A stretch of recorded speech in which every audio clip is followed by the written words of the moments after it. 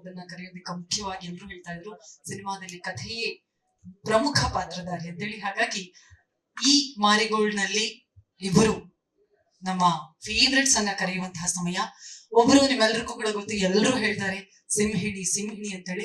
ನೀವು ಪೋಸ್ಟರ್ ನೋಡಿದ ಕೂಡಲೇ ಕೂಡ ಗೊತ್ತಾಗ್ಬೋದು ಅಂಥದ್ದೇ ಸಿಂಹಿಣಿ ಲುಕ್ ಅಲ್ಲಿ ನಮ್ ಜೊತೆಗೆ ಕಾಣಿಸ್ತಿದ್ದಾರೆ ನಮ್ಮೆಲ್ಲರ ಪ್ರೀತಿಯ ವೆರಿ ಟ್ಯಾಲೆಂಟೆಡ್ ಸಂಗೀತ ಶೃಂಗೇರಿ. ದಯವಿಟ್ಟು ವೇದಿಕೆ ಮೇಲೆ ಬರ್ಬೇಕು ಅಂತ ರಿಕ್ವೆಸ್ಟ್ ಮಾಡ್ತಾ ಇದ್ದೀವಿ. ಅವರ ಜೊತೆಗೆ ಈಗಾಗಲೇ ಗಡ್ಡದಲ್ಲಿ ಡಿಂಪಲ್ ಹೇಗೆ ಮುಚ್ಚಿ ಹೋಗಿದ್ಯೋ ಅದೇ ರೀತಿಯಲ್ಲಿ ನಿಮ್ಮೆಲ್ಲರೂ ಕೂಡ ಗೊತ್ತಿರೋ ಹಾಗೆ ಈ ರಗಡ್ ಲುಕ್ ಅಲ್ಲಿ ಅಥವಾ ಈ ಪರ್ಫಾರ್ಮೆನ್ಸ್ ಓರಿಯೆಂಟೆಡ್ ಅಲ್ಲಿ ಅವರ ಮೃದುತ್ವ ಕೂಡ ಖಂಡಿತ ಮರೆಯಾಗಿದೆ ತೆರೆಯ ಮೇಲೆ. ಅದೇ ರೀತಿಯಾಗಿ ಅದ್ಭುತವಾದಂತಹ ಒಂದು ವರ್ಸಟೈಲ್ ಆಕ್ಟರ್ ನಾನು ಅನ್ನೋದನ್ನ ಮತ್ತೆ ಪ್ರೂವ್ ಮಾಡ್ತಾ ಇರುವಂತಹ ನಮ್ಮೆಲ್ಲರ ಪ್ರೀತಿಯ ದಿಗಂತ್ ಸರ್ಗೂ ಕಾರ್ಯಕ್ರಮಕ್ಕೆ ಮತ್ತೊಮ್ಮೆ ಪ್ರೀತಿಯ ಸ್ವಾಗತವನ್ನ ಕೊಡ್ತಾ ಇದ್ವಿ. ನೇರವಾಗಿ ಸಂಗೀತ ಶೃಂಗೇರಿ. ಎಲ್ಲರಿಗೂ ನಮಸ್ಕಾರ. 3 ವರ್ಷದಿಂದ ಆಕ್ಚುಲಿ ನಂಗೆ ಈ ಪ್ರಾಜೆಕ್ಟ್ ಬಂದಿದ್ದು ಅಂಡ್ ರಘು ಸರ್ ನನ್ನ ಕಾಲ್ ಮಾಡಿದ್ರು. ಅದ್ರ ಮುಂಚೆ ಅಫ್ಕೋರ್ಸ್ ಥಾಮಸ್ ನನ್ನ ಕ್ಲಾಸ್ಮೇಟ್, ಅವ್ರು ನನಗೆ ಹೇಳಿದ್ರು ಇದೊಂದು ಮೂವಿ ಇದೆ, ನಾನು ಈ ನಂಬರ್ ಕಳ್ಸ್ಬೋದಾ ಅಂತ.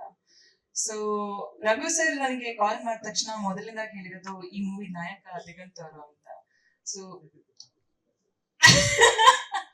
ಓಕೆ, ನಾನು ಸ್ಕೂಲಲ್ಲಿ ಇರ್ಬೇಕಿದ್ರೆ ಅವಾಗಿಂದ ನಾನು ಗಾಳಿ ಪಟ ನೋಡಿರ್ಬೇಕಿದ್ರೆ ನನಗೆ ಒಂದು ದೊಡ್ಡ ಕ್ರಶ್ ಇತ್ತು ದಿಗಂತ್ ಅವ್ರ ಮೇಲೆ. ಅಂಡ್ ಒಂದು ಹೀರೋಯಿನ್ ಆಗ್ಬಿಟ್ಟು ಮೂವೀಸ್ ಮಾಡ್ತಿರ್ಬೇಕಿದ್ರೆ ನಂಗೊಂದು ಕನ್ಸಿತ್ತು ದಿಗಂತ್ ಅವ್ರ ಜೊತೆ ಒಂದು ಮೂವಿ ಮಾಡ್ಬೇಕು ಅಂತ, ಅಥವಾ ಮೀಟ್ ಮಾಡಿದ್ರು ಪರವಾಗಿಲ್ಲ ಅಂತ ಅನ್ಸ್ತಿತ್ತು. ಅಂತ ಒಂದ್ ಸಂದರ್ಭದಲ್ಲಿ ಚಾರ್ಲಿ ಇನ್ನೂ release ಆಗಿರ್ಲಿಲ್ಲ.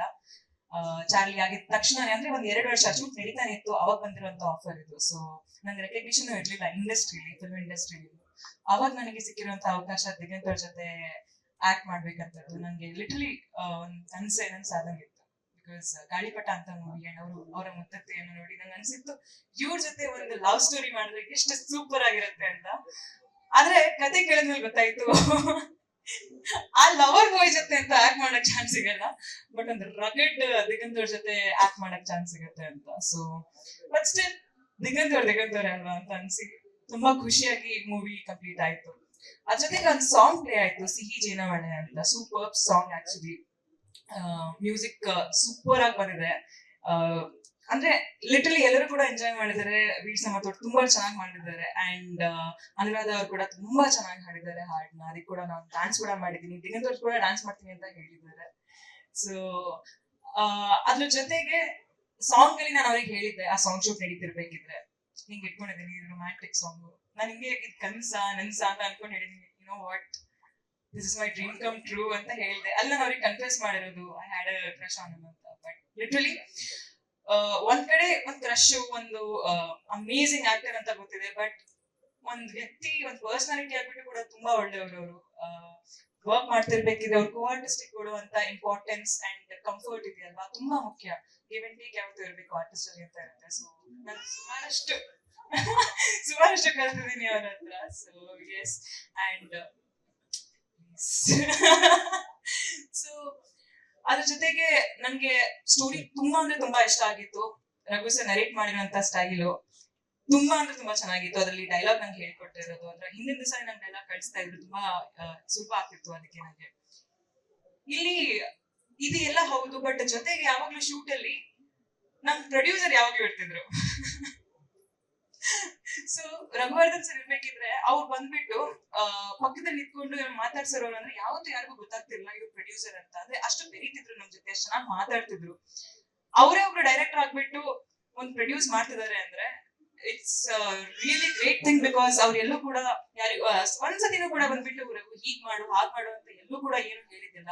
And he made sure ನಾವ್ ಏನೇ ಮಾಡ್ತಿದ್ರು ಒಂದ್ ಕಂಫರ್ಟ್ ಝೋನ್ ಎಲ್ಲರೂ ಸರಿಯಾಗಿ ಆಗ್ತಿದ್ಯಾ ಅಂತ ನೋಡ್ತಾ ಇರ್ತಿದ್ರು. ಅಂಡ್ ಅಫ್ಕೋರ್ಸ್ ನನ್ ಪೇಮೆಂಟ್ ಎಲ್ಲ ಕ್ಲಿಯರ್ ಆಗಿದೆ, ಸುಮ್ನೆ ಹೋಗಿರ್ತಾ ಇಲ್ಲ. ತುಂಬಾ ಒಳ್ಳೆಯವರು, ಅದಕ್ಕೆ ನಾನು ಹೇಳ್ತಾ ಇರೋದು. ತುಂಬಾ ಸಪೋರ್ಟಿವ್ ಆಗಿದ್ದಾರೆ ಇದುವರೆಗೂ ಕೂಡ, ತುಂಬಾ ಸಪೋರ್ಟಿವ್ ಆಗಿದ್ದಾರೆ. ತುಂಬಾ ಒಳ್ಳೆ ಪ್ರೊಡ್ಯೂಸರ್. ನಿಮ್ಮಂತ ಪ್ರೊಡ್ಯೂಸರ್ ಇದ್ರೆ ಇನ್ನೂ ಸುಮಾರಷ್ಟು ಒಳ್ಳೆ ಮೂವೀಸ್ ಕನ್ನಡ ಇಂಡಸ್ಟ್ರಿ ಬರ್ತಾ ಇರುತ್ತೆ. ಇನ್ನೂ ಒಳ್ಳೆ ಮೂವೀಸ್ ಮಾಡಿ ಸರ್ ಅಂತ ಕೇಳ್ಪಡ್ತೀನಿ. ಅದ್ರ ಜೊತೆಗೆ ನನ್ ಜೊತೆ ಅಮೇಸಿಂಗ್, ಆಕ್ಚುಲಿ ಏನ್ ಗೊತ್ತಾ, ಹೀರೋಯಿನ್ ಆದ್ರೆ ಬರೀ ಹೀರೋ ಜೊತೆ ಆಕ್ಟ್ ಮಾಡಕ್ಕೆ ಅವಕಾಶ ಸಿಗುತ್ತೆ. ಬಟ್ ನನಗೆ ಸೂಪರ್ ಆಗಿರೋ ಕಲಾವಿದರ ಜೊತೆ ಆಕ್ಟ್ ಮಾಡುವಂತ ಚಾನ್ಸ್ ಇತ್ತು. ಅದ್ರಲ್ಲಿ ಸಂಪತ್ ಅವರು, ಯಶ್ ಶೆಟ್ಟಿ ಅವರು, ಕಾಕ್ರೋಚ್ ಸುದ್ದಿ ಅವರು. ನಂಗೆ ಲಿಟರಲಿ ಅಂದ್ರೆ ಓಕೆ ಆಕ್ಟರ್ ಜೊತೆ ಪರ್ಫಾರ್ಮೆನ್ಸ್ ಸಿಗುತ್ತೆ, ಬಟ್ ಈ ಸೂಪರ್ ಆಕ್ಟರ್ಸ್ ಇರ್ತಾರಲ್ವಾ, ಯಾರ ಜೊತೆ ಪ್ರತಿ ಸತಿ ಒಂದ್ ಸೀನ್ ಮಾಡ್ತಿರ್ಬೇಕಿದ್ರೆ ಏನಾದ್ರೂ ಒಂದು ಕಲೆಕ್ಟ್ ಸಿಗುತ್ತೆ, ಅದು ತುಂಬಾ ರೇರು. ಅದ್ ನನಗೆ ಇವ್ರ ಜೊತೆ ಸಿಕ್ತು. Raghu sir thank you so much ನಂಗೆ ಈ ಒಂದು ಅವಕಾಶ ಕೊಟ್ಟಿದ್ದಕ್ಕೆ, ಇಂಥ ಅಮೇಸಿಂಗ್ ಆಕ್ಟರ್ಸ್ ಜೊತೆ ನಂಗೆ ಆಕ್ಟ್ ಮಾಡಕ್ಕೆ ಚಾನ್ಸ್ ಕೊಟ್ಟಿದ್ದಕ್ಕೆ thank you so much. And last but not least ನಮ್ಮ ಡಿಸ್ಟ್ರಿಬ್ಯೂಟರ್ಗೆ ನಾನು ಥ್ಯಾಂಕ್ ಮಾಡಕ್ಕೆ ಇಷ್ಟಪಡ್ತೀನಿ. ಥ್ಯಾಂಕ್ ಯು ಸೋ ಮಚ್ ನಮ್ಮ ಈ ಮೂವಿನ ಜನರಿಗೆ ತಲುಪಿಸಕ್ಕೆ ಒಂದು ಮಾಧ್ಯಮ ಮಾಡಿಕೊಟ್ಟಿದ್ದಕ್ಕೆ. ಅಂಡ್ ಇಲ್ಲಿ ಬಂದಿರುವಂತ ಎಲ್ಲ ಮೀಡಿಯಾದವರಿಗೆ ನನ್ನ ಮೊದಲನೇ ಮೂವಿಯಿಂದ ಇಲ್ಲಿವರೆಗೂ ಅದು ಯಾವ ತರನು ಸುದ್ದಿ ಆಗಿರ್ಲಿ ಅಂದ್ರೆ ಹಿಟ್ ಆಗಿರ್ಲಿ ಫ್ಲಾಪ್ ಆಗಿರ್ಲಿ ಏನೇ ಆದ್ರೂ ಕೂಡ ನೀವು ಎಂತೆಂದಿಗೂ ಸಪೋರ್ಟ್ ಮಾಡ್ತಾನೆ ಬಂದಿದ್ದೀರಾ. ಅಂಡ್ ಇವತ್ತು ಕೂಡ ಇಲ್ಲಿ ಸೀರಿಯಲ್ ನೋಡಿ ಗೊತ್ತಾಗ್ತಾ ಇದೆ ನೀವು ಎಷ್ಟು ಒಂದು ಮೂವಿನ ಒಳ್ಳೆ ಮೂವಿನ ಜನರಿಗೆ ತಲುಪಿಸ್ಬೇಕು ಅಂತ ಎಷ್ಟು ಕಷ್ಟಪಡ್ತೀರಾ ಅಂತ. Thank you so much. ಇದೇ ತರ ನಿಮ್ಮ ಸಪೋರ್ಟ್ ನಮ್ ಜೊತೆ ಇದ್ರೆ ಖಂಡಿತವಾಗ್ಲೂ ಕನ್ನಡ ಇಂಡಸ್ಟ್ರಿ ತುಂಬಾ ಮುಂದೆ ಹೋಗುತ್ತೆ. ಹೀಗೆ ಸಪೋರ್ಟ್ ಮಾಡ್ತಾನೆ. Thank you so much. Thank you so much Sangeeta ಅವರೇ.